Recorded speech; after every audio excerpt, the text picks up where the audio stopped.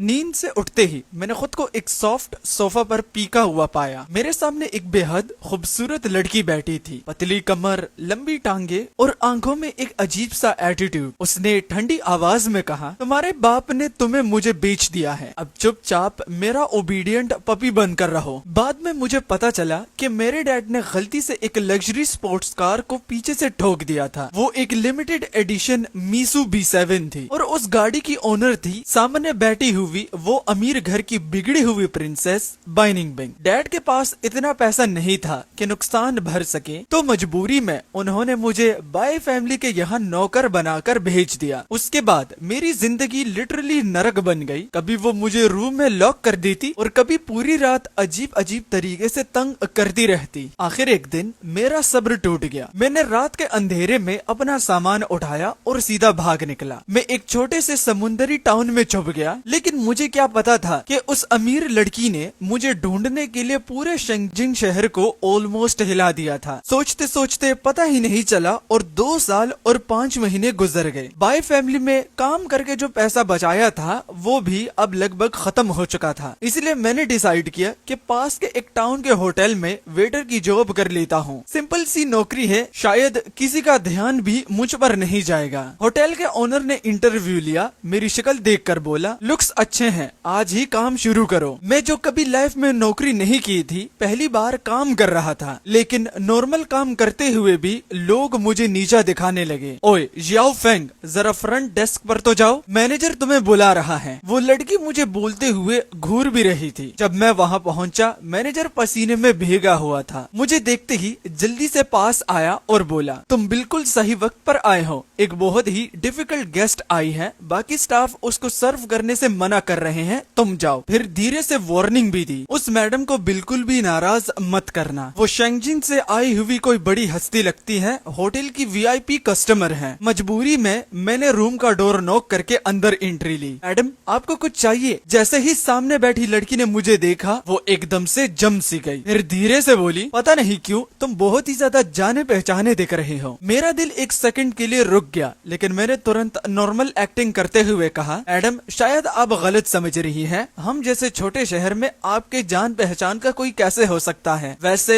आपको क्या सर्विस चाहिए? 1 मिनट, क्या आप ब्रदर फैंग हो? वो लड़की अचानक खड़ी हो गई और मेरे आसपास घूमकर मुझे ऊपर से नीचे तक देखने लगी। मेरी वेटर यूनिफॉर्म को देखते हुए उसने कहा, मुझे लगता है आपका नाम फेंग युवान है, राइट? क्या आप शेंगजिंग के बाय फैमिली के मेंबर नहीं हो? उसकी बात सुनकर मेरी हार्ट बीट एकदम तेज हो गई। मैं पहले अपने पेरेंट्स के साथ एक हाई क्लास बैंक्वेट में गया था। वहाँ मैंने आपको दूर से देखा था, तब आप बाय यंग मिस के साथ खड़े थे। मैडम आपने शायद किसी और को देख लिया होगा। मैंने तुरंत नॉर्मल एक्टिंग करते हुए जवाब दिया, मैं तो यहीं का एक नॉर्मल लोकल हूँ, कभी शेंगजिंग गया तक नहीं। अंदर ही अंदर मैं शॉक में था। मुझे बिल्कुल उम्मीद नहीं थी कि कोई मुझे पहचान लेगा, लेकिन वो लड़की अब भी मुझे सस्पिशियस नजरों से देख रही थी। उसने धीरे से कहा, इम्पॉसिबल। फेंग युवान का जो ऑरा था ना, वो बाय फैमिली ने सालों में डेवलप किया था। तुम जैसे छोटे टाउन के इंसान में इतनी क्लासी प्रेजेंस हो ही नहीं सकती। मैंने तुरंत टॉपिक चेंज किया, मैडम मैनेजर मुझे बुला रहे हैं, अगर आपका और कुछ नहीं चाहिए तो मैं जाता हूँ। उसने बस हाथ हिला दिया और मुझे जाने दिया। थैंकफुली उसने ज्यादा मुश्किल नहीं की। रूम से बाहर निकलते ही मैं सीधा उस बंदे के पास गया जिसने मुझे जानबूझकर यहाँ भेजा था। तुम्हारा प्रॉब्लम क्या है? मैंने गुस्से में पूछा। हम दोनों कोलीग्स हैं, फिर मुझे जानबूझकर क्यों हंसाया? वो हंसी उड़ाते हुए बोला, भाई तुझे देखकर ही लगता है कोई रिच फैमिली का यंग मास्टर है, बस लाइफ एक्सपीरियंस लेने के लिए जॉब कर रहा है ना? इतना ड्रामा क्यों कर रहा है? या फिर हमारी रोजी रोटी का बाउल छीनने आया है? वैसे ओनर तुझे कितनी सैलरी देता है? मैंने उसकी बात का कोई जवाब नहीं दिया, सीधा मैनेजर के पास गया और रिजिग्नेशन दे दिया। चाहे कुछ भी हो,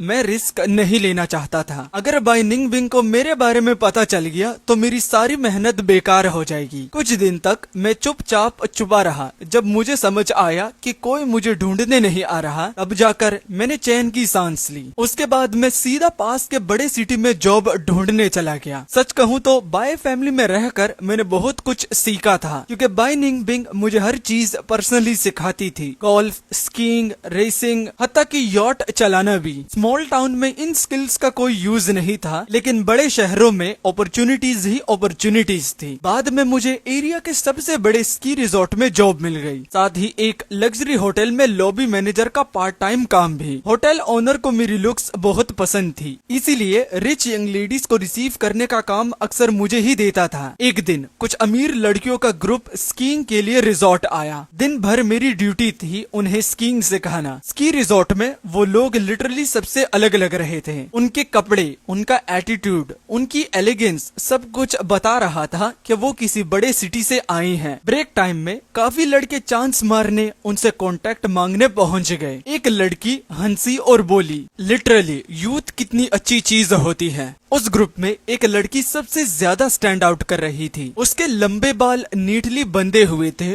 और उसका ऑरा बिल्कुल रॉयल लग रहा था। उसने प्रोफेशनल स्कीइंग गियर्स पहना हुआ था, बाकी बिगिनर्स की तरह रेंटेड क्लोथ्स नहीं। एक नजर में समझ आ रहा था वो डेफिनेटली किसी पावरफुल फैमिली से बिलोंग करती है। मैंने तुरंत डिसाइड कर लिया मेरा इन लोगों से डिस्टेंस मेंटेन रखना ही बेटर होगा। शाम को होटल ओनर ने पर्सनली बैंक्वेट अरेंज किया और जबरदस्ती मुझे भी गेस्ट एंटरटेन करने भेज दिया। होटल के कुछ हैंडसम स्टाफ बॉयज भी साथ गए। सब लोग क्लियरली रिच गर्ल्स को इम्प्रेस करने की कोशिश कर रहे थे। मैंने मजबूरी में सबसे सिंपल सूट पहना और क्वाइटली टेबल के कोने में जाकर बैठ गया। डिनर के बीच ओनर बार बार उन यंग बॉयज को फोर्स कर रहा था कि वो उन रिच गर्ल्स को ड्रिंक ऑफर करें। पार्टी में सब लोग बहुत एक्साइटेड थे। आखिर ऐसी जगह पर रिच और पावरफुल लोगों से मिलने का चांस बार बार थोड़ी ना मिलता है। और सामने बैठी ये यंग रिच लेडीज खूबसूरत भी थी, स्टाइलिश भी थी और क्लियरली हाई क्लास फैमिलीज से बिलोंग करती थी। कौन सा लड़का उन्हें इम्प्रेस नहीं करना चाहेगा। एक लड़का तो सीधा खड़ा हुआ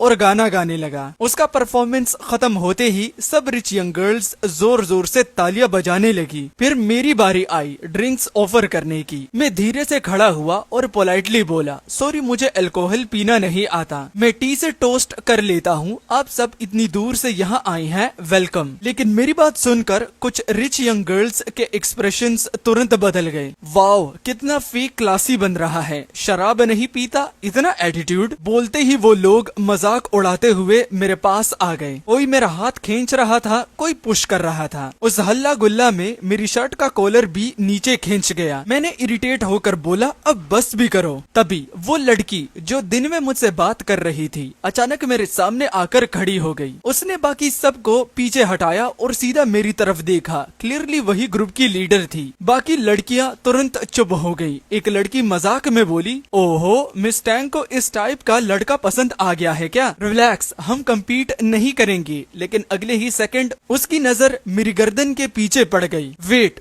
उसके नेक के पीछे वो क्या है? मेरा दिल एकदम संक हो गया। मुझे अचानक याद आया मेरी नेक के पीछे वाला टैटू। मैंने तुरंत कॉलर ऊपर खींचकर उससे कवर करने की कोशिश की, लेकिन देर हो चुकी थी। सबके चेहरे पर शौक साफ दिख रहा था। मिस टैंग ने आंखें सिकुड़कर धीरे से कहा, ये तो गोल्डन फीनिक्स टैटू है। क्या ये वही सिंबल है जो मैं सोच रही हूँ? बाय निंगबिंग हर चीज में परफेक्ट थी, सिर्फ उसकी हॉबीज थोड़ी वियर थी। उसने जिद करके मेरी नेक के पीछे एक गोल्डन फीनिक्स टैटू बनवाया था। मैं हमेशा सोचता था ये बाय फैमिली का कोई स्पेशल मार्क होगा। इसी वजह से मैं काफी टाइम तक अपसेट भी रहा था। नॉर्मली मैं कॉलर को टाइट रखता था ताकि टैटू दिखे ही ना, लेकिन अभी की पुशिंग में वो एक्सपोज हो गया। मिस टैंग ने सीधा पूछा, तुम वही इंसान हो ना जिसे बाय निंगबिंग इतने सालों से ढूंढ रही है? मैंने रिफ्लेक्स में तुरंत मना कर दिया। मुझे समझ में नहीं आ रहा आप किस बारे में बात कर रही हैं, लेकिन बाकी लोग अब गॉसिप मोड में आ चुके थे। सुना है उस लड़के को बाय फैमिली ने बचपन से खुद ट्रेन किया था, बहुत मिस्टीरियस बंदा है, क्या उसे अबैंडन कर दिया? एक और लड़की हंसी और बोली, तो फिर हमारे साथ चलो ना, वैसे भी काफी क्यूट और फेयर हो। उसी वक्त मिस टैंग ने ठंडी आवाज में सबको रोक दिया, इनफ, तुम लोग समझ नहीं रहे हो। बाय फैमिली का गोल्डन मार्क किसी ऑर्डिनरी इंसान को नहीं दिया जाता। अपर क्लास सर्कल में सबको ये बात पता होती है कि ये बंदा बाय निंगबिंग के लिए ऑर्डिनरी नहीं है। ज्यादा इंटरफियर किया किया तो खुद मुसीबत में पड़ जाओगे। सबका मूड इंस्टेंटली खराब हो गया। पार्टी भी जल्दी खत्म कर दी गई। होटल मैनेजर झुक झुक कर उन रिच गर्ल्स को बाहर तक छोड़ने गया। जाते वक्त उसने मुझे एक गुस्से भरी नजर में भी देखा। मैं धीरे से मिस टैंग के पास गया। आज मेरी हेल्प करने के लिए थैंक यू। प्लीज मेरी आइडेंटिटी सीक्रेट रखिए। मिस टैंग ने सिर्फ हल्का सा सिर हिला दिया। दूर देखते हुए उन्होंने धीरे से कहा, मुझे उम्मीद नहीं थी कि तुम यहाँ छिपे होगे। क्या तुम्हें किसी हेल्प की जरूरत है? मैंने हल्का सा स्माइल किया। नहीं, आपका शुक्रिया, मैं यहाँ ठीक हूँ। मिस टैंग को लगा शायद मैंने उसकी बात गलत समझ ली। वो मुझे पैसे ऑफर नहीं कर रही थी। वो पूछ रही थी कि अगर बाय फैमिली ने मुझे ढूंढ लिया तो क्या मुझे ट्रबल होगा। लेकिन मेरे हिसाब से बाय फैमिली मुझे कब का भूल चुकी थी। कुछ दिन बाद वो रिच गर्ल्स वापस शेनजिंग लौट गई और मेरी लाइफ फिर से शांत हो गई। मैंने फाइनली रिलीफ की सांस ली। लेकिन स्की रिजॉर्ट का ओनर अब मुझे पहले जैसा ट्रीट नहीं करता था। उसे लगता था मैंने किसी रिच यंग मास्टर को ऑफेंड कर दिया और अब वो लोग उससे भी नाराज हो सकते हैं। उस दिन के बाद से रिजॉर्ट का ओनर किसी न किसी बहाने मुझे टारगेट करने लगा। कभी एक्स्ट्रा काम देता था, कभी बिना वजह डांट देता। फिर एक दिन उसने सब स्टाफ को अनाउंस किया, कल शेनजिंग से एक बहुत बड़ा वीआईपी आ रहा है। पूरा स्की रिजॉर्ट उन्होंने प्राइवेट बुक किया है, इसलिए कल टेम्पररीली क्लोज रहेगा। ये सुनते ही मेरे दिल में अजीब सी बेचैनी होने लगी, जैसे कोई बड़ा तूफान आने वाला हो। डर की वजह से मैंने तुरंत ओनर से लीव मांग ली और डिसाइड किया कि घर में ही चुप रहूंगा। अगली सुबह उठते ही वो अनईजी फीलिंग और स्ट्रॉन्ग हो गई। दिल बार बार कह रहा था जल्दी सामान पैक करो और कुछ दिन के लिए टाउन छोड़ दो। लेकिन मैं अपनी पैकिंग प्रॉपरली शुरू भी नहीं कर पाया था कि ओनर का फोन आया, जल्दी होटल वापस आओ, इम्पोर्टेंट गेस्ट आए हैं। मैंने दिल में सोचा अगर किस्मत में मुसीबत लिखी है तो भाग कर भी नहीं बच सकता। मजबूरी में मैं होटल पहुंच गया। जैसे ही अंदर गया ओनर ने बिना कुछ एक्सप्लेन किए मुझे वीआईपी रूम की तरफ धक्का दे दिया। डोर के बाहर खड़े बॉडीगार्ड्स को देखते ही मेरे आंखों में आंसू आ गए। दिल ने तुरंत समझ लिया कि गेम ओवर। मैं चुपचाप मुड़कर भागने की कोशिश कर ही रहा था कि किसी ने मुझे सीधा हवा में उठा लिया। अगले सेकंड मैं जबरदस्ती वीआईपी रूम के अंदर ले जाया जा चुका था। ओनर मेरा एक्सप्रेशन देखकर समझ गया शायद मैंने कोई बड़ी गलती कर दी है। वो तुरंत मुझसे डिस्टेंस बनाने वाला था, लेकिन कुछ बोलने से पहले ही बॉडीगार्ड्स ने उसे बाहर निकाल दिया। रूम में सिर्फ मैं और वो थी। 2 साल बाद भी बाय निंगबिंग उतनी ही खूबसूरत थी। उसके पूरे बॉडी से कोल्ड ऑरा निकल रहा था। ऐसी प्रेजेंस के सामने खड़े होने की हिम्मत भी मुश्किल से हो। वो चुप थी, बिल्कुल चुप, और उसकी यही खामोशी सबसे ज्यादा डेंजरस लग रही थी। उसका चेहरा वैसे भी कम हंसता था, लेकिन अब वो बिल्कुल बर्फ की तरह ठंडा लग रहा था। मैं हल्का सा कांपते हुए बोला, बाय मिस। वो धीरे धीरे चलकर मेरे सामने आई और रुक गई। लगभग 1.7 मीटर हाइट, लेकिन उसका प्रेशर इतना ज्यादा था कि 1.9 मीटर का मैं भी उसके सामने बच्चा लग रहा था। ब्लैक ड्रेस, नीटली बंधे हुए बाल, लग रहा था जैसे वो किसी इम्पोर्टेंट बिजनेस मीटिंग से सीधा यहाँ आ गई हो। उसने सीधा मेरी आंखों में देखकर कहा, तो तुम इतनी दूर भाग कर आए हो? फेंग युवान। मैंने तुरंत एक फेक सी स्माइल दी। मिस, आप यहाँ कैसे? मुझे देखने आई है क्या? उसकी आंखें और ठंडी हो गई। मेरे साथ मजाक मत करो। तुम्हें लगा इस छोटे से टाउन में छुप जाओगे और मैं तुम्हें ढूंढ नहीं पाऊंगी? काफी हिम्मत आ गई है तुम में। पर निकलते ही होटल में नौकरी तक करने लगे क्या? मैंने तुम्हें ऐसा रेस किया था? मैंने धीरे से जवाब दिया, आपकी ट्रेनिंग की वजह से ही तो मैं इतना केपेबल हूँ। फिर क्यूरियोसिटी से पूछा, वैसे आपने मुझे ढूंढा कैसे? बाइनिंग ने ठंडी आवाज में कहा, तुम्हें लगा सिर्फ नाम बदलकर फेंग याओजो रख लोगे और मैं तुम्हें ढूंढ नहीं पाऊंगी? जिस मोमेंट तुमने अपना आईडी यूज करके ट्रेन टिकट खरीदा था उसी वक्त तुम्हारी लोकेशन मेरे पास आ गई थी। मेरा दिल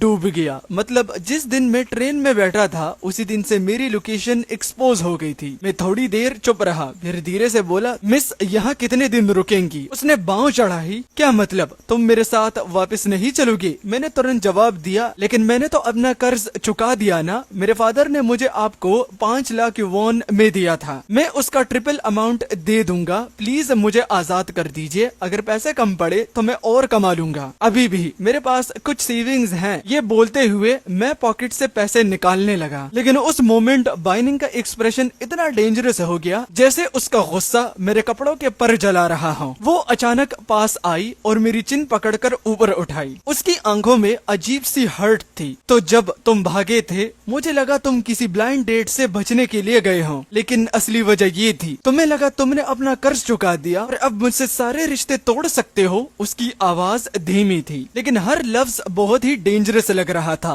फेंग युआन, याद रखना, इस जिंदगी में तुम मुझसे कभी आजाद नहीं हो सकते। मैंने तुरंत उसका हाथ हटा दिया और सीधा उसकी आंखों में देखकर बोला, किस हक से? मेरे पास इतने पैसे हैं कि मैं अपनी फ्रीडम खरीद सकता हूँ। मैंने कह दिया था मैं आजादी चाहता हूँ, लेकिन बाई निंग, जो हमेशा अपनी अपब्रिंगिंग और कंट्रोल के लिए जानी जाती थी, अपना गुस्सा सीधा बाहर नहीं निकालती। उसने सिर्फ एक गिलास जोर से जमीन पर पटक कर तोड़ दिया, अपनी रेज को अंदर ही दबा लिया। फिर उसने हाथ उठाया और सीधा ऑर्डर दिया मुझे वापस ले जाने का। और इस तरह मैं एक बार फिर प्राइवेट जेट में बैठकर शेंजिंग लौट गया बाय फैमिली के घर। बाय फैमिली मेंशन में कुछ भी नहीं बदला था। मेरा रूम बिल्कुल वैसा का वैसा ही था जैसे मैं छोड़कर गया था। ये वही घर था जहां मैं और बाय निंग कभी साथ रहते थे। बाय पेरेंट्स सिटी के आउटस्कर्ट्स में रहते थे और मेरे बिना ये मेंशन काफी ठंडा लगने लगा था। मैं अंदर आते ही सब सर्वेंट्स को ग्रीट करने लगा। वो मुझे देखकर जेन्युइनली खुश हो गए जैसे मैं कभी गया ही ना हूँ। लेकिन एक बात क्लियर थी, बाय निंगबिंग का गुस्सा अभी तक शांत नहीं हुआ था। मैं उससे डायरेक्टली प्रोवोक नहीं करना चाहता था। उसने मुझे फ्रीडम तो दे दी थी, लेकिन रियलिटी में हर जगह बॉडीगार्ड्स मेरे साथ थे, जैसे मैं एस्केप करने का कोई चांस ही नहीं रखता हूँ। शाम को मुझे एक कॉल आया, लेकिन फोन उठाने पर पता चला कि वो बाय निंग नहीं थी बल्कि उसकी फ्रेंड थी। तुम्हारी मैडम फुली ड्रंक हो चुकी है, जल्दी आके ले जाओ उसे। मैं तुरंत उस लोकेशन पर गया। जैसे ही मैं वीआईपी रूम में इंटर हुआ, सब लोग शॉक हो गए। अरे तुम वापस आ गए? लगता है इसलिए वो इतनी ज्यादा पी गई थी। मैं पोलाइटली बोला, गुड इवनिंग एवरीवन, मैं अपनी मैडम को पिक करने आया हूँ। और मैं उसकी तरफ बढ़ने ही वाला था कि मेरी नजर एक फेमिलियर फेस पर रुक गई, जो कि थी टैंग याओजी वहाँ मौजूद थी। उसने मुझे देखते ही हल्का सा पॉज लिया और कहा, तो तुम फाइनली वापस आ ही गए। मैंने नॉर्मल टोन में रिप्लाई दिया, जी भाग नहीं सका। उसने थोड़ा और पास आकर धीरे से पूछा, कुछ हेल्प चाहिए? अगर तुम चाहो तो मैं तुम्हें यहाँ से निकालने में हेल्प कर सकती हूँ। मैंने तुरंत मना कर दिया, नहीं, इसमें आपको इन्वॉल्व करना ठीक नहीं होगा, मैं हैंडल कर लूंगा। मिट्टी से धुंधली रोशनी में टैंग याओजी की आंखों में थोड़ी सी उदासी थी जब वो मुझे देख रही थी। इधर आओ, जल्दी से मैडम को घर ले जाओ। पीछे के दो सर्वेंट्स ने बाय निंगबिंग को सहारा देकर उठा लिया और बाहर निकल गए। मैं बस कैजुअली डोर बंद कर दिया और उनको बाहर तक छोड़ दिया। कार में बिठाओ। बाय निंगबिंग कुछ नहीं बोली, बस चुपचाप सीट पर लीन कर गई। मुझे लगा उसकी ड्रिंकिंग कैपेसिटी इतनी वीक नहीं है कि वो इतनी इजीली गिर जाएगी, लेकिन अगले ही पल एक स्ट्रॉन्ग अल्कोहल की स्मेल और ठंडी सी प्रेजेंस मेरे पास आई और सडनली बाय निंगबिंग ने मुझे किस कर दिया। एक सेकंड के लिए मैं पूरा फ्रीज हो गया। फिर वो धीरे से वापस सीट पर लीन होगी जैसे कुछ हुआ ही नहीं। उसने ठंडी आवाज में कहा, तुम अभी भी जाना चाहते हो? तुम समझते क्यों नहीं हो? उसकी आवाज में फ्रस्ट्रेशन तो दिख रही थी और साथ में वो हर्ट भी थी। मैं बोला, मैं सिर्फ पैसा कमाना चाहता हूँ, मैं किसी पे डिपेंड नहीं रहना चाहता था। मैं अपनी फ्रीडम खुद खरीदना चाहता हूँ। ये तुम्हारा पैसा है, मैं तुम्हारा कर्जदार नहीं रहना चाहता। बाय निंगबिंग का गुस्सा फिर उभर आया। मैंने कब कहा तुम मेरे सर्वेंट हो? तुम हमेशा मुझे गलत ही समझते हो। मैं बोला, मुझे बस काम करना है, मैं किसी केज में नहीं रहना चाहता। मैं एक इंडिपेंडेंट इंसान हूँ। इस बार बाय निंगबिंग को रियलाइज हुआ कि मुझे रोकना इतना इजी नहीं है, तो उसने फाइनली एक कॉम्प्रोमाइज किया। मुझे टेम्पररी बाय फैमिली के गोल्फ कोर्स में काम पर लगा दिया as a VIP guest assistant. उसका प्लान था कि मैं अनकंफर्टेबल फील करूं और खुद ही वापस आ जाऊं, लेकिन मेरे लिए तो काम हो और जहां भी हो सब सेम था। मैं नॉर्मली काम करने लगा। गोल्फ कोर्स पे काम करना था, वीआईपी गेस्ट को गाइड करना और उनके क्वेश्चंस हैंडल करना। मेरा एटीट्यूड भी काफी काम था और पेशेंस भी अच्छा था। ज्यादातर लोग ऑलरेडी जानते थे कि मैं बाय फैमिली से कनेक्टेड हूँ, इसलिए कोई भी ज्यादा प्रॉब्लम नहीं करता था। और टैंग याओजी भी कभी कभी वहाँ आ जाती थी, सिर्फ बात करने के लिए। बाय फैमिली और Tang family almost equal power रखते हैं, इसीलिए सिर्फ वही थी जो बाय निंग के टेरिटरी में फ्रीली आ सकती थी। एक दिन मैं उससे बात कर ही रहा था कि मैनेजर भागते हुए आया और सिचुएशन चेंज हो गई। वो थोड़ा घबराया हुआ था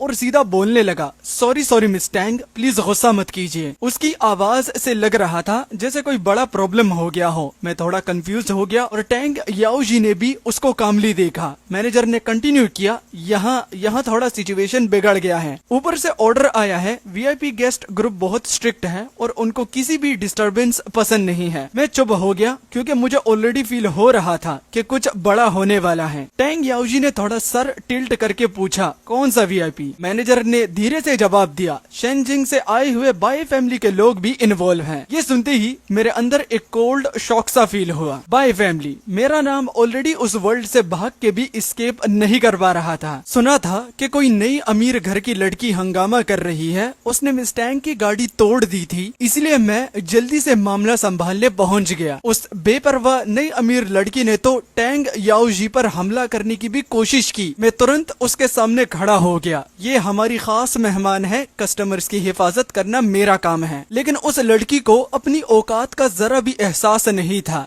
जैसे ही मैंने उसका रास्ता रोका, उसने अपने बॉडीगार्ड्स को मुझे पीटने का हुक्म दे दिया। मेरा गुस्सा फूटने ही वाला था कि टैंग याओजी ने मेरा हाथ पकड़कर मुझे शांत रहने को कहा। तभी बाय निंगबिंग अपने लोगों के साथ आ गई और हमारी मदद की। उसने हंगामा करने वाले लड़की को तुरंत बाहर निकालने का हुक्म दिया और मैनेजर से कहा कि इसे ब्लैक लिस्ट कर दिया जाए ताकि दोबारा उसकी कभी भी मेहमान नवाजी ना की जाए। टैंग याओजी बोली, ये मेरा आदमी है मिस बाई। बाय निंगबिंग ने सामने खड़े आदमी को देखते हुए बावे सिकोड़ी और बोली, वो आजाद है मिस टैंग, उसे अपनी मर्जी से चुनने का हक है। टैंग याओजी ने जवाब दिया, क्या तुमने उसकी गर्दन पर बना टैटू नहीं देखा? दूसरे लोग ना समझे तो अलग बात है, लेकिन तुम तो इसका मतलब जानती हो। मैंने अपनी गर्दन को छुआ और सोचा, इस टैटू का आखिर मतलब क्या है? किसी दिन चुपके से टैंग याओजी से पूछूंगा। लगता है वो बात की सच्चाई काफी अच्छी तरह जानती है। मैं इस बारूद से भरी बातचीत को और बढ़ने नहीं देना चाहता था, इसलिए मैंने बीच में ही बात कट कर दी। मिस टैंग, मदद के लिए शुक्रिया। फिर मैं बाय निंगबिंग को लेकर वहाँ से निकल गया। जाते वक्त जब मैंने पीछे मुड़कर देखा, टैंग याओजी को देखा तो उसके चेहरे पर हल्का सा निराशा का एहसास था। रास्ते में बाय निंग ने पूछा,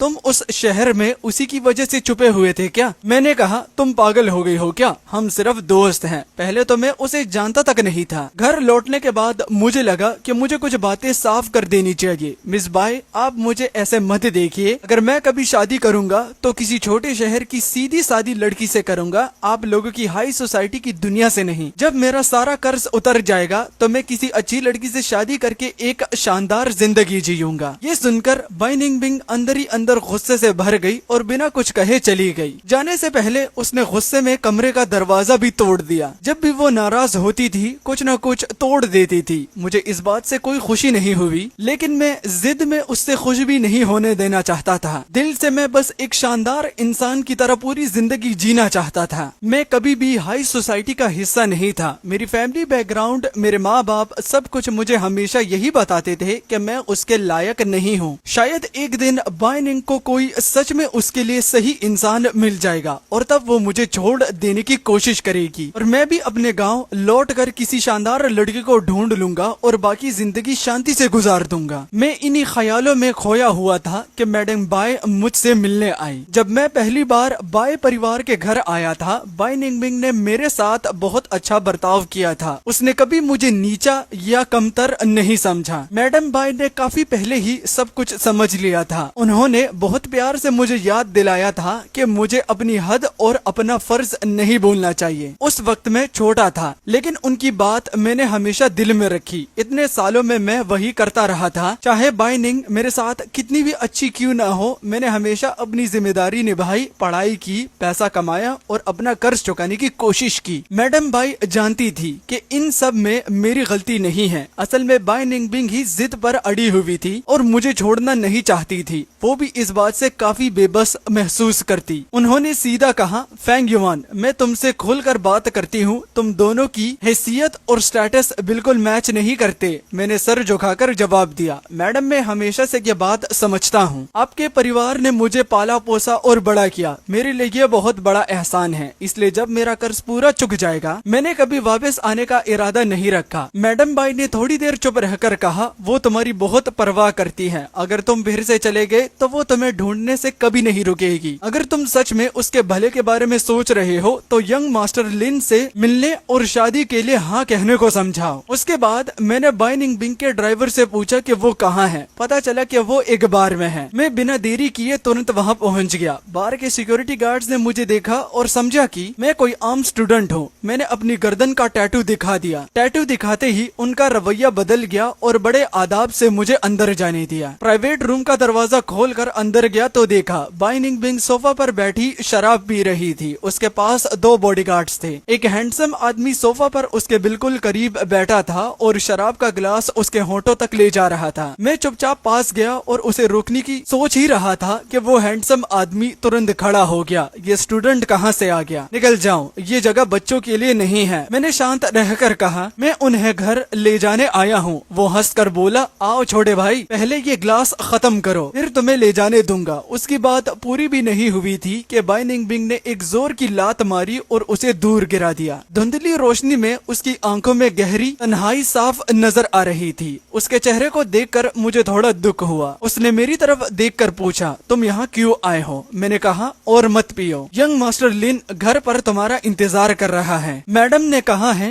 कि तुम घर वापस चलो। मैं जानता था कि मैं उसके लायक नहीं हूँ। वो मुझसे कहीं ज्यादा अच्छी चीजों की हकदार है। काफी देर बाद उसने धीरे से एक शब्द कहा जैसे बहुत बड़ा फैसला कर रही हो। ठीक है। यंग मास्टर लिन जब वहाँ से गया तो बहुत खुश था। इतने सालों से बाई निंग बिंग का इंतजार करने के बाद आखिर उसे लगा कि कुछ प्रोग्रेस हुआ है। चाहे ये सब उसकी एक तरफा मोहब्बत ही क्यों ना हो, लेकिन बाई निंग बिंग का उससे मिलने के लिए राजी होना ही उसके लिए बहुत अच्छी शुरुआत थी। उस वक्त मैं किचन में रात का खाना बना रहा था। जाते वक्त यंग मास्टर लिन ने मुझे खास तौर पर शुक्रिया भी कहा। कुछ दिन बाद यंग मास्टर लिन अपने दोस्तों को उस गोल्फ कोर्स पर ले आया जहां मैं काम करता था। उसने खास तौर पर मेरा नाम लेकर कहा कि मैं उसके साथ रहूं और मदद करूं। मुस्कुराते हुए उसने सबको मेरा परिचय दिया। ये बाई परिवार का आदमी है। इसे बाई परिवार के बारे में सबसे ज्यादा पता है। मैं बाई परिवार के साथ शादी की बात कर रहा हूँ, इसलिए सोचा इनसे थोड़ी सलाह ले लूं। फिर उसने मेरी तरफ देखकर कहा, मिस्टर फैंग, जरा बताइए बाई निंग बिंग को क्या क्या पसंद है। मैं एक एक करके उसकी पसंद की बहुत सी बातें बता दी, खाने पीने से लेकर घूमने फिरने और रोजमर्रा की चीजों तक। यंग मास्टर लिन सब कुछ सुनता रहा, लेकिन उसकी मुस्कुराहट उसकी आंखों तक नहीं पहुंच रही थी। वो वाकई एक बड़े खानदान का वारिस लग रहा था, हर अंदाज में शाही और गर्व से भरा हुआ। गोल्फ का मैच खत्म होने के बाद वो संतुष्ट नजर आया और वापस जाने लगा। जाते जाते उसने मुड़कर मुझे देखा और कहा, मिस्टर फैंग, मुझे पहले से पता है कि बाई निंग बिंग तुम्हें कई सालों से पसंद करती है। मैं हमेशा दूर से सब देखता रहा हूँ और इंतजार करता रहा कि कब उसका दिल बदलेगा।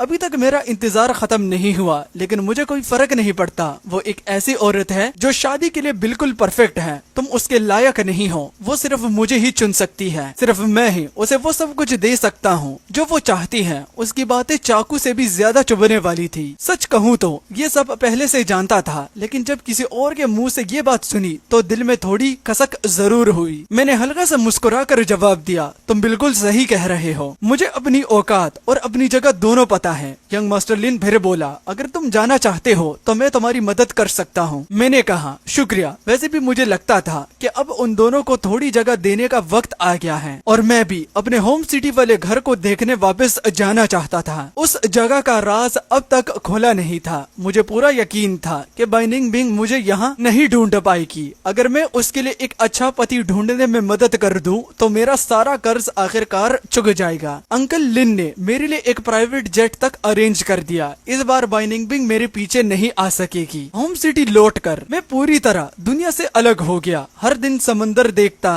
खाना बनाता और आराम से जिंदगी गुजारता। जिंदगी बहुत शांत और बेफिक्र लग रही थी। मैंने खुद को मजबूर किया कि आगे क्या होगा इसके बारे में मैंने सोचा और वक्त काटने के लिए मैंने सच में रिश्तों के लिए लड़कियां देखना शुरू कर दिया। आखिर में मुझे एक मिली जो काफी सीधी सादी लग रही थी और हमने मिलने का फैसला किया। मेरे माँ बाप को शायद कोई खास परवाह नहीं थी, लेकिन मेरी उम्र वैसे भी शादी के लिए हो चुकी थी। शेंग जिन की अमीर और नाजुक लड़कियों को देखते देखते मैं थक चुका था। मुझे डर था कि कहीं ऐसी ही जिंदगी ना निकल जाए और मैं कभी शादी ही ना कर पाऊँ। वो लड़की काउंटी गवर्नमेंट में नौकरी करती थी। मिलते ही उसने मेरा काम, मेरे माँ बाप और मेरी पिछली मोहब्बत के बारे में पूछना शुरू कर दिया। लग रहा था कि मेरी शक्ल सूरत से वो काफी खुश थी। मैं सामने बैठी उस साफ सुथरी और शरीफ दिखने वाली लड़की को देखता रहा, लेकिन हर तीसरी बात में वो गाड़ी, घर और प्रॉपर्टी का जिक्र छेड़ देती थी और धीरे धीरे मेरी सारी दिलचस्पी खत्म हो गई। उसकी मटीरियल मटेरियलिस्टिक सोच को देखकर। वो औरत मेरे घमंड से बोली, क्या सच में मेरी एक्सपेक्टेशन बहुत ज्यादा हाई और स्ट्रिक्ट है? क्योंकि अगर देखो फेंग युआन, मेरी नजर में अभी तुम्हारे पास न कोई ठीक जॉब है और न ही अपना घर। मैं उम्मीद करती हूँ कि फ्यूचर में तुम थोड़ा एम्बिशियस बनोगे, शादी से पहले घर खरीदना होगा और एक गाड़ी भी लेनी होगी। मेरा छोटा भाई अभी तक शादीशुदा नहीं है, इसलिए सबसे अच्छा होगा कि तुम हमारे घर को 10 लाख युवान मतलब कि 1 मिलियन युवान का दहेज भी दो। मैंने सामने रखी कॉफी का एक घूंट लिया और मुस्कुरा कर पूछा, तो क्या मुझे तुम्हारे भाई के लिए एक और गाड़ी भी खरीदनी पड़ेगी? मेरी बात सुनकर वो नाराज हो गई और घूर कर बोली, मेरी सैलरी भले ही ज्यादा नहीं है, लेकिन मैं गवर्नमेंट एम्प्लॉय हूँ, मेरी नौकरी स्टेबल है। मेरी माँ ने कहा है कि फ्यूचर में मेरा पति मेरे छोटे भाई का खर्चा भी उठाएगा। मैंने बेचैनी से सिर हिलाया। मुझे लगा कि मेरा वक्त पूरी तरह बर्बाद हो रहा था। मैं इतना भी निकम्मा नहीं था कि जिंदगी भर के लिए ऐसी इंसान को अपने साथी बना लूं। अकेला रहना ज्यादा बेटर था। कम से कम मुझे खुद पैसे कमाने की काबिलियत तो थी। मैं खड़ा हुआ और कहा, मिस, मुझे लगता है आप डेटिंग या अरेंज मैरिज के लिए स्टेबल नहीं हैं। आप जैसी इंसान को तो बेहतर है कि पूरी जिंदगी अपने भाई के साथ ही रहना चाहिए। ये सुनते ही वो औरत गुस्से में खड़ी हो गई और कॉफी का कप मेरे सर पर फेंकने वाली थी, लेकिन मैं कुछ कर पाता उससे पहले ही टैंग यूशन ने जो एलिगेंट स्पोर्ट आउटफिट पहनी हुई थी, सीधा पानी उस औरत के सिर पर डाल दिया। मैंने हैरानी से पूछा, तुम मुझे कैसे ढूंढ कर यहाँ आई? टैंग यूशन बोली, मैंने तुम्हारे पुराने स्की रिजॉर्ट के बॉस से पूछा था, उसके पास तुम्हारा एड्रेस था। फिर उसने कहा, क्या तुम्हें पता है कि शेंजिंग में अब सब कुछ उलट पुलट हो गया है? मैं डेट का बिल चुकाकर घर लौट आया और उसके लिए समंदर के किनारे रहते हुए इंसान का दिल अजीब तरह से शांत हो जाता है। शेंजिंग में जो कुछ हुआ था मुझे उसकी बिल्कुल खबर नहीं थी। बाइनिंग ने बहुत ही सख्त और जबरदस्त तरीके से सीधा सबसे ऊपर वाली पोजीशन हासिल कर ली थी और कुछ दिन पहले ही उसने लिन परिवार की सारी इंडस्ट्रीज और बिजनेस को खरीद लिया था। लिन परिवार बर्बाद हो चुका है और वो तुम्हें हर जगह ढूंढ रही है। टैंग यूशेंग समंदर की तरफ देखकर खुशी से मुस्कुराई। वो तो बस तमाशा देखना चाहती है और बड़े हंगामे से कभी नहीं डरती। तुम्हें पता है, अगर किसी को तुम्हारी लोकेशन मिल जाए और वो बता दे तो उसे वो 5 मिलियन युवोन का इनाम देगी। मैं हंस पड़ा। अच्छा, मैं इतना कीमती हूँ तो क्या मैं खुद ही अपनी रिपोर्ट कर सकता हूँ? टैंग यूशेंग बोली, मैं तुम्हें छुपा सकती हूँ। मेरा शुक्रिया। मुझे समझ नहीं आता कि तुम मेरे साथ इतनी अच्छी क्यों हो। मेरे पास ऐसा कुछ भी नहीं जो तुम्हें चाहिए हो। वो बोली, मैं तुम्हारी इज्जत करती हूँ। मैंने तुम्हारी कहानी सुनी है। एक गरीब लड़का जो बाय परिवार की दौलत और शोहरत को अपनाने के बजाय अपनी आजादी खरीदना चाहता था। अगर मुझे तुम्हारा फायदा उठाना होता तो पहले मुलाकात में ही तुम्हारी लोकेशन बता देती, मगर मैंने ऐसा नहीं किया। मैंने धीरे से बोला, सच कहूँ तो मैं बाइनिंग बिंग से मोहब्बत करता हूँ। ये सुनकर टैंग यूशेंग बहुत हैरान रह गई। फिर क्यों? क्योंकि मैं उसके लायक नहीं हूँ। मैं तो सिर्फ एक नौकर था जिसे मेरे बाप ने उसके घर बेच दिया था। मेरे पास क्या हक है? मैं तो एक आम इंसान से भी कम हूँ। इतनी सी काबिलियत लेकर मैं बाय परिवार का दामाद बनने का सपना कैसे देख सकता हूँ? अभी तक मैं इस मानसिक रुकावट को पार नहीं कर पाया हूँ। टैंग यूशेंग बोली, लेकिन तुम तो जानते हो कि बाइनिंग को इस बात की बिल्कुल परवाह नहीं है, मगर मुझे है। माहौल हल्का करने के लिए टैंग यूशेंग जोर से हंस पड़ी। तुम बाइनिंग बिंग से इतना प्यार करते हो, फिर भी वहाँ रिश्ता देखने गए थे? अगर उसे पता चल गया तो वो तुम्हें पकड़कर लटका देगी और पिटाई करेगी, और जो औरत अभी मिली थी उससे शायद कुत्तों को खिला दे। मुझे पता था कि मेरा मिल जाना सिर्फ वक्त की बात थी। इस बार बाइनिंग बिंग ने टैंग शुयन का पीछा करते हुए मेरा पता लगाया। जब दरवाजा खुला, टैंग शुयन अभी हंसी मजाक कर ही रही थी, लेकिन बाइनिंग बिंग घर में घुसते ही बिना कुछ सुने टैंग शुयन को एक थप्पड़ मार दिया। मैं जल्दी से दोनों के बीच आ गया। ऐसा मत कीजिए, इसकी कोई गलती नहीं है, मैं खुद जाना चाहता था। बाइनिंग ने मुझे देखा और पूछा, मैं तुमसे आखिरी बार पूछ रही हूँ, क्या तुम वाकई में जाना चाहते हो? अगर तुमने हाँ कहा तो इस जिंदगी में अगर तुम मुझे ढूंढने नहीं आए, मैं फिर कभी तुम्हें परेशान नहीं करूंगी। ये पहली बार था जब मैंने बाइनिंग को इतना कमजोर और बेबस देखा, लेकिन मैंने फिर भी अपना फैसला नहीं बदला। मैं अभी तक अपने दिल की दीवार पार नहीं कर पाया। कृपया मुझे विदेश भेज दीजिए, मैं पढ़ना चाहता हूँ। सबसे पहले मुझे एक आजाद इंसान बनना होगा, तभी मैं खुद को बेहतर बना पाऊंगा और एक दिन आपके करीब आने के लायक हो सकूंगा। बाइनिंग मान गई। आखिर में अमेरिका जाने वाले जहाज में मैं बैठ गया। मुझे पता था कि मैं फिर भी उसकी हिफाजत के दायरे में हूँ। वो मुझसे दूर नहीं रहना चाहती थी, लेकिन फिर भी मेरी इज्जत करती थी और मेरे फैसले को मान गई। मुझे पहले से यकीन था कि वो हाँ कहेगी। अगले 2 साल मेरी जिंदगी विदेश में बहुत रंगीन और मेहनत भरी रही। टीचर मेरी तेज लर्निंग एबिलिटी की तारीफ करते थे। मैं दिन भर पढ़ाई करता, पार्ट टाइम काम करता और साथ ही फाइनेंशियल डिस्ट्रिक्ट में इंटर्नशिप भी करता था। इन 2 सालों में मैंने काफी पैसा जमा कर लिया। अब मैं मुश्किल से सही लेकिन एक छोटा मोटा अमीर आदमी माना जा सकता था। जब बाहर का मौसम आया मुझे अपना वतन याद आने लगा। मुझे अपने देश का हॉट पॉट और बारबेक्यू बहुत याद आया। मैंने अपना सामान बांधा और तुरंत वापस घर लौटने का फैसला कर लिया। जैसे ही प्लेन से उतरा मैंने सबसे पहले टेन शुयंग को फोन किया। उस वक्त मैं इतनी जल्दी में गया था कि उसे ठीक अलविदा भी नहीं कह पाया था और जो मेरी वजह से मार पड़ी थी उसका मुझे हमेशा अफसोस रहा। मैंने कहा चलो मैं तुम्हें हॉट पॉट खिलाता हूँ। टेन शुयंग मुझे लेने गाड़ी में आई। मैंने खुशी से बोला आखिरकार हॉट पॉट मिल ही गया। मेरा चाइनीज पेट अब जाकर सच में जिंदा हुआ है।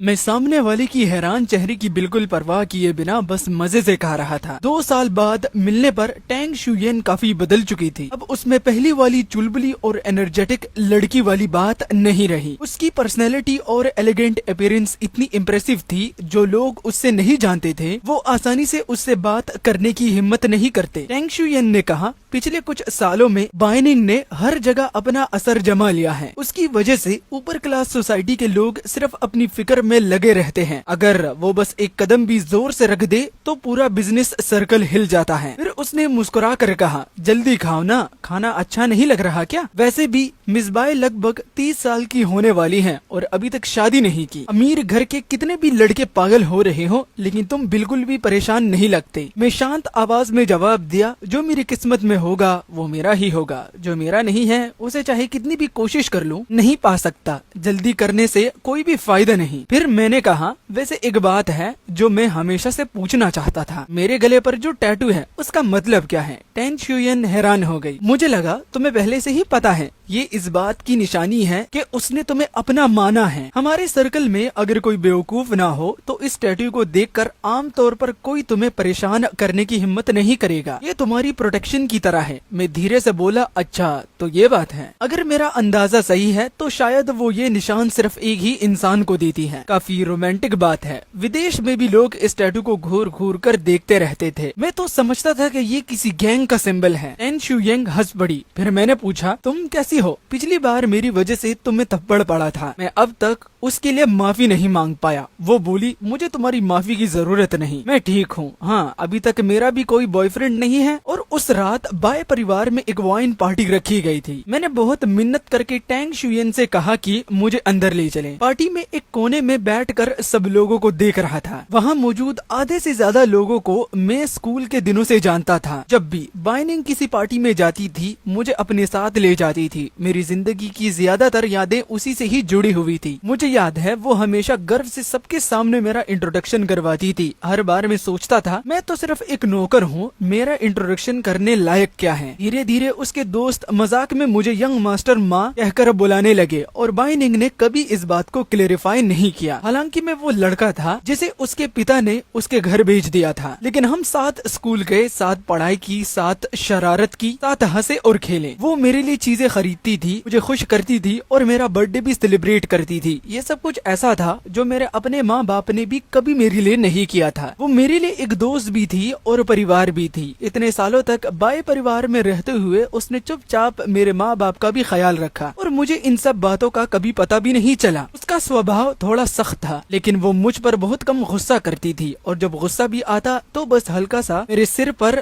टपकी मार देती। सच में उसका दिल बहुत नरम था। चाहे जुबान थोड़ी तीखी हो, मैं दूर से उसे देख रहा था। हाथ में वाइन का ग्लास लेकर वो मेहमानों के साथ सोशलाइजिंग कर रही थी। कई जवान लड़के उसे देखकर प्रभावित हो रहे थे और तो हिम्मत जुटा के वो उससे बात करने जाते लेकिन वो हर बारी बड़ी शराफत से उन्हें मना कर देती थी। वो आदमी निराश होकर वापस चला गया लेकिन दूसरे कोने से और आदमी अपनी किस्मत आजमाने के लिए बाइनिंग के पास आते रहे। मैं बस उसे देखता रहा। फिर अचानक उसकी नजर मुझ पर पड़ी। सिर्फ 2 साल ही तो हुए थे विदेश गए हुए लेकिन ऐसा लग रहा था जैसे पूरी एक सदी बीत गई हो। भीड़ को पार करते हुए वो सीधा मेरी तरफ चल कर आई। आखिर मेरे सामने रुक गई। उसने धीरे से पूछा, तुम वापस कब आए? मैं मुस्कुराया और दिल से एक खुशियों भरी मुस्कान उसकी तरफ भेजी। आसपास के लोग भी रुक कर हमें देखने लगे। मैंने कहा, थक गया था इसलिए घर लौट आया। उसने फिर पूछा, अब फिर जाओगे तो नहीं? मैंने सिर हिलाकर कहा, नहीं अब नहीं जाऊंगा। ये सुनते ही उसने अपनी सारी हिफाजती दीवारें गिरा दी और सीधा मेरी बाहों में आ गई। उन 2 सालों में मेरी सोच काफी बदल चुकी थी। हर इंसान बराबर पैदा होता है, कोई किसी से ज्यादा ऊंचा या खास नहीं होता। और वैसे भी अब मैं खुद भी काफी अमीर और सक्सेसफुल बन चुका था। मुझे लगा था अब वक्त आ गया है कि मैं हिम्मत करूं और उस लड़की का पीछा करूं जिसे मैंने अपनी जवानी से ही चुपचाप प्यार किया था। इस बार मैंने अपना खुद का घर रेंट पर लिया। मैं बाय परिवार के घर वापस नहीं गया। कुछ ही दिन गुजरे थे कि बाय निंग की माँ मुझसे मिलने आई। उन्होंने मुस्कुरा कर कहा, तुम्हारा वापस आना अच्छा लगा। 2 साल बाद उन्हें देखकर मैंने महसूस किया कि उनके चेहरे पर कुछ झुर्रियां आ गई थी। मेरी यादों में वो हमेशा एक शानदार, अमीर और अपनी खूबसूरती का बहुत ध्यान रखने वाली औरत थी। सच कहूँ तो उनका बाय निंग के साथ ज्यादा गहरा रिश्ता भी नहीं था। वो आमतौर पर उसकी जिंदगी में ज्यादा दखल नहीं देती थी, लेकिन आज उनके लहजे में पहले से काफी नरमी थी। इतने सालों से मेरी बेटी किसी भी आदमी से मिलना तक नहीं चाहती थी। कभी कभी तो मुझे लगता था कि कहीं वो संन्यास लेने का फैसला ही ना कर ले। उस वक्त गलती मेरी ही थी। उस वक्त मैं तुम दोनों को अलग करने पर जिद्दी थी। तुम ही उसके दिल के सबसे बड़ी गिरा हो। वो तुम्हारे बिना नहीं रह सकती। मैंने उसके पिता से भी बात कर ली है। वो तो पहले से ही तुम्हें बहुत पसंद करते हैं और मैं भी अब तुम दोनों के बीच कभी नहीं आऊंगी। आगे तुम दोनों खुशी से साथ रहना। मैंने सोचा भी नहीं था कि मुझे इतनी आसानी से उनकी मंजूरी मिल जाएगी। सच तो ये है कि मैंने दिमाग में एक अलग ही सीन बना कर रखा था। मुझे लगता था वो 1 मिलियन युवान मेरे मुंह पर फेंक कर कहेगी, मेरी बेटी से दूर हो जाओ। और मैं पहले से ही हिसाब लगा कर रखा था कि कितने पैसे मांगूंगा। 1 मिलियन युवान पर तो शायद मैं बिल्कुल भी ना मानता। ये सोचकर मुझे खुद हंसी आ गई। जब मैं बाइनिंग की माँ को दरवाजे तक छोड़कर आया, कुछ देर बाद बाइनिंग खुद आ गई। उसने थोड़ी चिंता के साथ पूछा, मेरी माँ ने तुमसे क्या बात की? मैंने मुस्कुरा कर कहा, कुछ खास नहीं। उसने सुकून की सांस ली। अच्छा है, मुझे डर था कि कहीं तुम पिछली बार की तरह फिर अचानक चले ना जाओ। मैंने उसकी आंखों में देख कर कहा, अब नहीं जाऊंगा। अब तो मैं तुम्हारे साथ शादी की बात करने के लिए ही यहाँ हूँ। ये सुनते ही उसकी आंखों में खुशी चमक उठी। शादी की तैयारियों के दौरान बाइनिंग ने खास तौर पर मेरे लिए परिवार को गांव से बुलवाया था। मेरे 2 बड़े भाई काम की वजह से नहीं आ सके, बाकी सब लोग आ गए। लेकिन जब मैंने उन्हें देखा तो दिल में एक अजीब सी अजनबियत महसूस हुई। आखिर बचपन में ही मुझे बेच दिया गया था। उस दिन के बाद से उनके साथ मेरा रिश्ता कभी वैसे नहीं रहा था। मेरे और मेरे परिवार के बीच खून का रिश्ता तो था, लेकिन उसमें प्यार बहुत कम रह गया था। बाइनिंग ने उन्हें यहाँ बुलाया भी इसलिए था ताकि मेरा परिवार मेरी शादी अपनी आंखों से देख सके। इस बात के लिए मैं उसका दिल से शुक्रगुजार था। जब मेरे माँ बाप शहर आए, मैंने उनके लिए होटल का इंतजाम कर दिया था, लेकिन उन्होंने जिद पकड़ ली कि वो बाय परिवार के हवेली में ही रहेंगे और बाइनिंग ने भी उनकी बात मान ली। घर देखते ही मेरे माँ बाप खुशी से बोले, अरे वाह, देखो तो हमारा बेटा सबसे काबिल निकला। अब तो इतने बड़े महल में रहने वाले हैं। उनके चेहरे पर जरा भी शर्मिंदगी नहीं थी कि इतने सालों पहले उन्होंने मुझे बेच दिया था। उल्टा वो बाय परिवार की दौलत और ऐश और आराम का मजा ले रहे थे, जैसे मुझे बेचना कोई बुरा काम नहीं था, जैसे उन्होंने मेरे भले के लिए मुझे अमीर घर में भेजा हो। फिर मेरे पिता बोले, फेंग युमान, हम इस बार एक जरूरी बात करने आए हैं। तुम्हारे बड़े भाइयों को देखो, किसी का करियर सेट नहीं हुआ, क्यों ना तुम उनके लिए कोई अच्छी नौकरी लगवा दो। वैसे भी आगे चलकर तुम बाय परिवार के मालिक बनोगे। मेरी माँ भी तुरंत बोल पड़ी, बिल्कुल सही।